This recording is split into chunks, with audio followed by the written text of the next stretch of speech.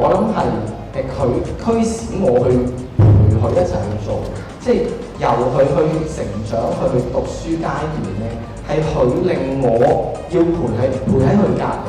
咁佢經歷過呢一次嘅大意咧，就永遠冇大意啦。係啦，即係我哋要教識佢唔好咁大意先。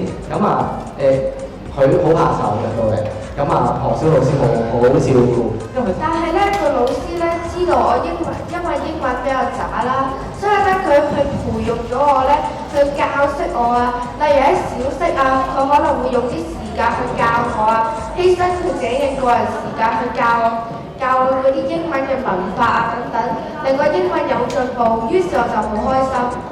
係咧，我點解揀何小咧？係因為咧，我哋咧就住喺呢個附近嘅，咁我經常咧就會喺街咧都會接觸到咧何小嘅小朋友啦，見到佢哋返學放學咧都好開心喎，咁我就驅使到我咧嚟參觀呢間學校嘅設施啦。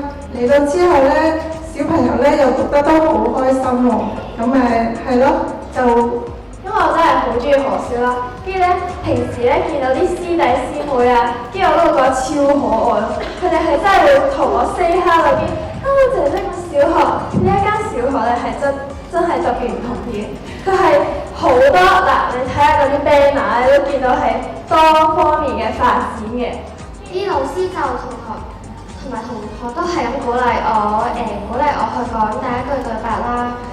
之後我喺入面講完第一句對白之後，老師覺得我做得好好，就俾咗個主角嘅位置我。之後我喺比賽邊都獲得咗好好嘅成績。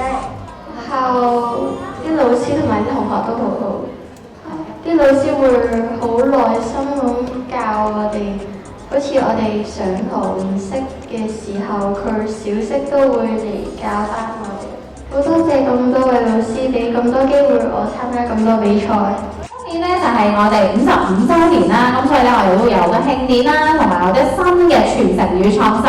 而家啲家長係點樣揀學校嘅咧？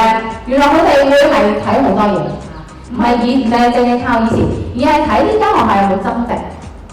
佢其實係咪一路都優化緊，追求卓越咧？係咪個校舍都好好咧？硬件啊，各方面都係好好。亦都係咪好多活動咧？唔係齋讀書咧，原來都緊要嘅，都會睇呢啲嘅。我哋而學校咧就係一個 Shine 嘅獎勵計劃啦。我哋 SHINE 就係代表住5種嘅價值觀嘅，希望培育到我哋嘅小朋友咧係有唔同嘅價值觀啦嚇。咁所以咧，我都有啲文章咧喺網上，冇最好嘅學校，只有最合適自己嘅學校。